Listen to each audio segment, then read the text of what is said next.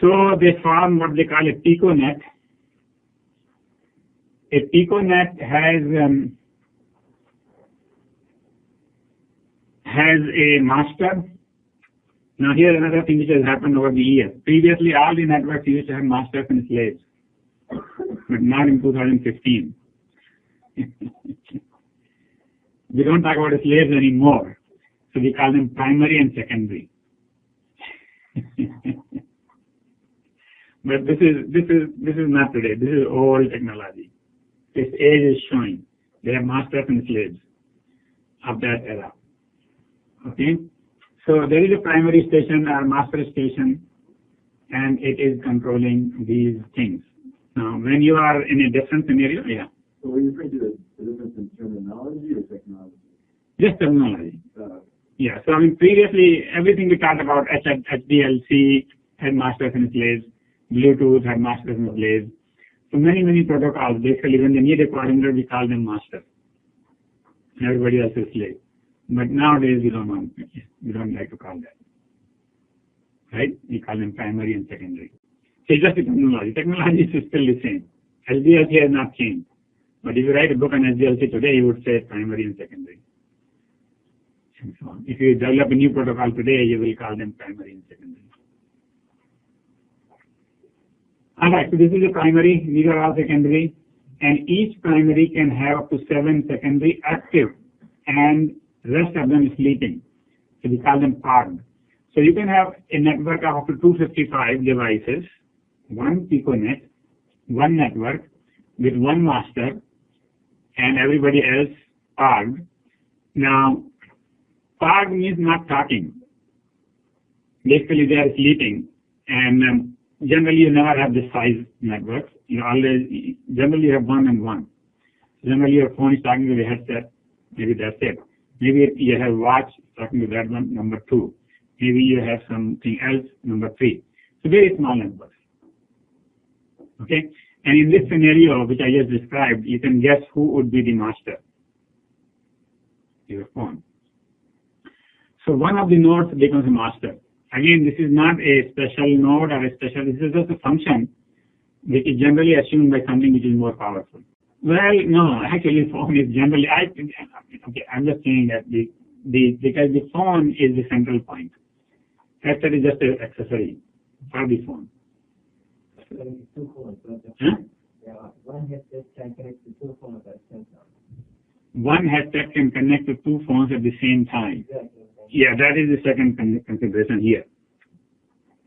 Okay, I'm coming to that part. Okay, so basically, just think about a normal, the simplest case is only one master. Okay, but of course you can have 2 masters. That is more complicated. But let's just cover one master. So one master can have 7 active slaves, and I just want to emphasize about active here, because you cannot have more than 7 active, while you can have 255 parked slaves. So there could be slaves that joined the network and then went to sleep. Active slaves are polled by the master for transmission. So the master keeps asking, do you have anything to send, do you have anything to send, do you have anything to send? And each station gets 8-bit parked addresses. Now the numbers 255 and 7 come from how long the addresses can be. The 3 bits I can talk to 7 people, actually 8 people, but 0 is not an address. So 7 people I can talk to. With 8 bits I can talk to 255, right?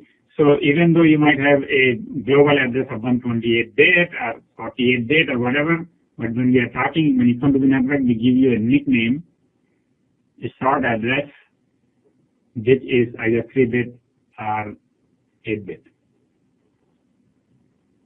Okay? And so we call you by your nickname, and that is 7 active. And then if the parked one wants to come in, then they have to say, hey, I woke up, can I talk? Then it will take 2 milliseconds before they will be able to join. Whereas the active stations are continuously talking and doing. But the sleeping people will sometime to wake up. And other stations can join even more time. So if somebody else wants to come, suppose I have 7 stations, suppose I have 4 stations and 5th wants to join, it will take longer because they have to do all the initial negotiation. Now then there is a concept of a scatter net, which is a device can participate in multiple piconets. So this device is talking to two piconets, here and here. Right? This is your headset talking to two phones. And I don't know that every headset can do that. You have to buy a special headset for two phones? Yeah, they mention it like it. Okay, multi-phone. Okay, yeah, all right. So then they support this feature which is called scatter net. And so basically what it does is half of the time it is serving that, another half of the time it is serving that, or when it is serving this master, then it goes to sleep here, and comes back in 2 milliseconds, and you don't notice 2 milliseconds. Right? So time share and synchronize to the master of the current Piconet, and routing protocols are not defined. So there is no routing protocol that you can go from here to there. It is just that this node can talk to two masters, that's all, that's the end. Okay? The mesh routing protocol is there, which comes later on, which is not part of this thing, which is part of 15 and so on and so forth. So this paper, which you can download,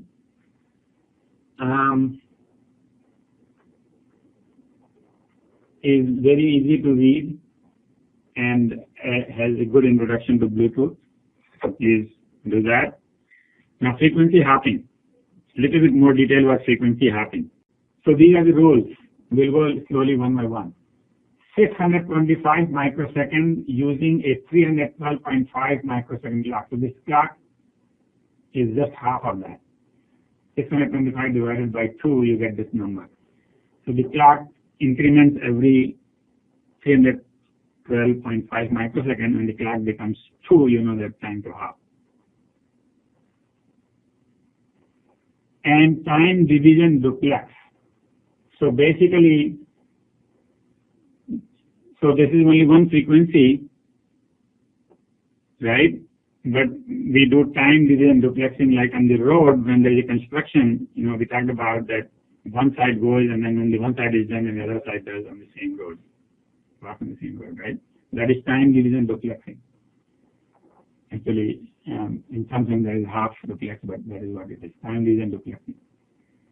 Downstream and upstream alternate. Now what is downstream? So basically talking to the master is up there, talking to the master is upstream, and master talking to you is downstream.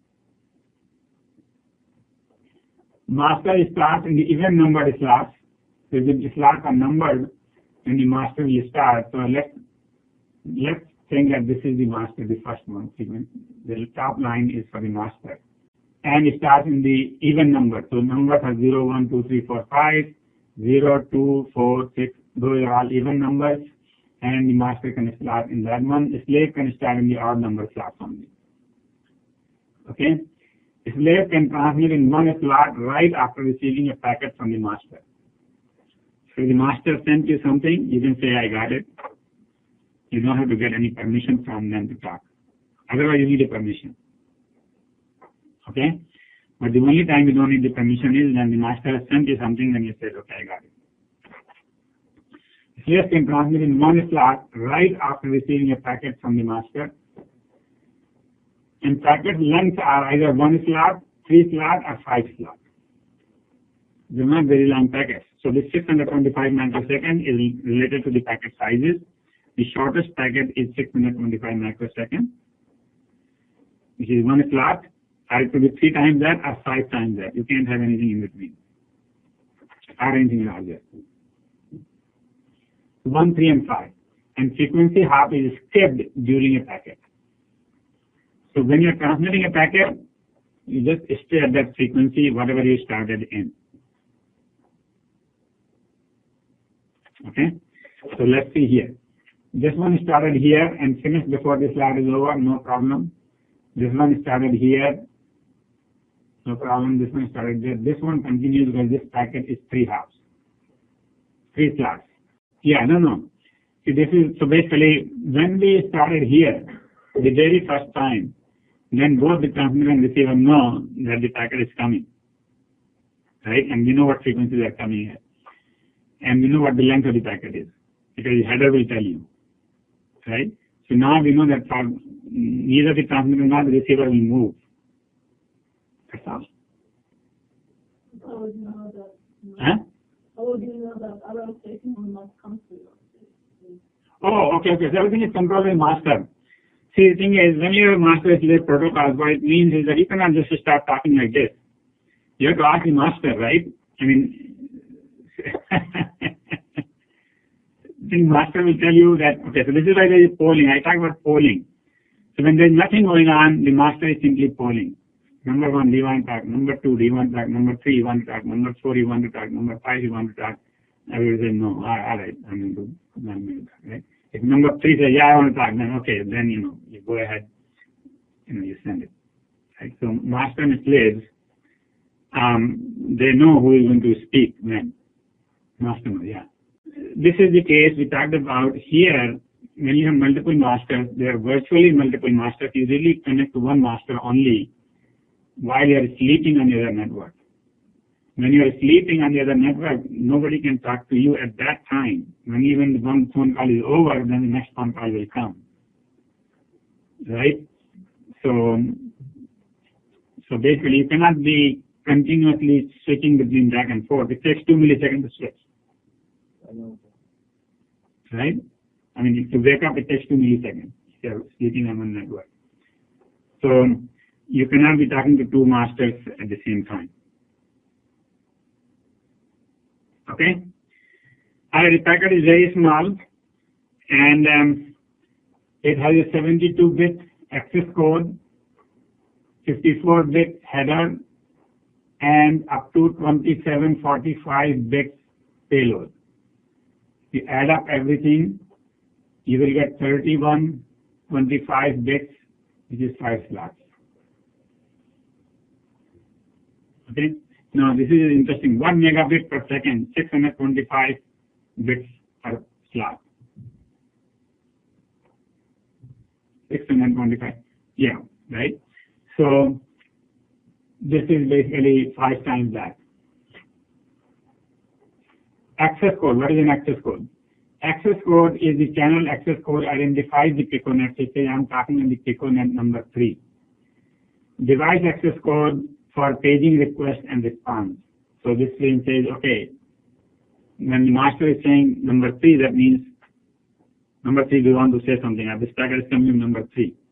And when the number 3 talks, it says, I am number 3. So that becomes the source address becomes basically 3. Master is always understood. So device access code for paging request and response, and inquiry access code to discover unit. And so there is a discovery process in which the masters want to find the slaves and the slaves want to find the masters. So, basically that is when they are trying to figure out if there is another Bluetooth device. Right? You press the button on one and press the button on the other. That is the discovery phase. And in that there is some kind of code which is sent, which will basically say, for example, from a device, a slave message, is there a master here? And then the master might say, okay, so I am the master number 3, or I am the Piconet number 5, or 3 actually, and does anybody wants to join? Right? So the access code is generally one of these 3 things. Either it identifies the Piconet, it identifies the device, it is the inquiry access code which says that I really don't care who you are, but I just want to get somebody. Right? Broadcasting of thing. 3 things in that 72-bit thing. Header, the other one, 54-bit, that has 3-bit number address. 3-bit, that has 7. This it says my favorite unit number 7 or unit number 4. This packet is for you. Okay, that goes in the header. Type code.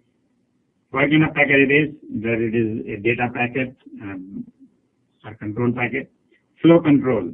Flow control, which is to do with the, whether generally in TCP flow control means whether you can send it or stop or something like that, on off, ACK or MAC, 1 bit, sequence number, and header check 8 bit.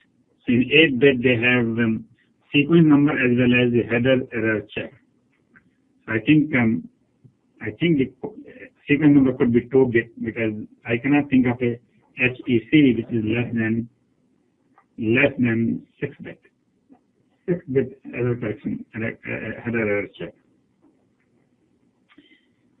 And then 18-bit header is encoded using, so the total is 18 bits. This is 3, 4, and 1. 8 plus 8, 16. Yes, I'm missing 2 bits. So 3 plus 4, 7 plus 1, 8 plus 8. 2 bits I'm missing, so maybe one of these is 2 bits. Anyway, the total is 18-bit header, and that is encoded using 1-3 rate coding, makes it 54 bit. This is the same thing is transmitted 3 times. 18, 18, 18. So 1/3. So basically you get 54 bit out of 18 bits. Synchronous traffic has periodic reserved slots. Now, here, if you are talking audio, then audio is synchronous traffic. And so then you don't have to ask every time you want to say something because you know that every certain amount of time you will have some packets to send, some bits to send. So you are reserved for that one. Other slots can be allocated for asynchronous traffic. So the master keeps track of all the slots and knows which are already given out, and then it asks people whether you want to talk and how long you want to talk, and it just tells you when to talk. Okay? So there is no contention as such. It is all by coordination. Okay, then let's move on to the states. So every node can be in one of these 3 plus 5, 8 states. It could be standby, disconnected, not on. That is what most of the time, most of the devices have. When they want to connect, they will send one of the two, either inquiry or page. Inquiry is trying to find somebody, and page is actually to locate somebody we already know. Okay? So it's a different kind of inquiry. But inquiry is, I want to find somebody. Is there a phone around here? So that is one of the states. And from there, we get to connected state. And once we get connected, we can transmit continuously. And once we don't want to transmit, then we either park, sniff, or hold. And these three are basically different levels of sleep. Whether you want to go for a long sleep or a short sleep. And we will talk about this in more detail next time. Maybe we can, as long as we have some time here. Yeah, so standby is initial state. Inquiry is the master sends an inquiry packet. Slaves scan for the inquiries and respond with their address and clock after random delay. So this is where basically, it is contention. Is that you say, does anybody wants to join me? So when I turn on my phone and I have Bluetooth on, actually I don't have my Bluetooth on. If you have Bluetooth on, then it will be advertising. Say that I am available and this is my network ID. Does anybody wants to join me? That is the inquiry. Page, master in the page state invites device to join the Piconet, and that is basically, it is sent in 3 consecutive slots, 3 different frequencies. The slave enters the page response state and sends page response during its device access code. So whenever somebody gets, so basically what it is saying is that you say somebody wants to join, somebody wants to join, somebody wants to join. So it will do in 3 consecutive slots, and that way it will be in 3 different frequencies. We don't have to be consecutive, 3 different frequencies. The slots are consecutive in time. And so slaves, when they hear that, and it might take quite a bit of time for the slaves to hear, because slaves are also scanning. Okay, do I hear anything on this channel, on this channel, on this channel, this channel, right? But if they hear, then they can say, yes, I want to talk. So if slave enters the response state and sends the response request, and it says device access code, it says, this is my number. Master informs the slave about his clock and address so that the slave can participate in the Piconet, and the slave computes the clock offset. So basically, in the response that comes back from the master, it says, look, my clock is right now at 300 and so much at this moment, and that your number is 2. So that is what it means. It tells about the clock and the address. And then the slave knows how, basically how much different its clock is from the master clock, so that it can run on the master clock. And then get into connected state to receive the address, and then it can do the consonant therapy.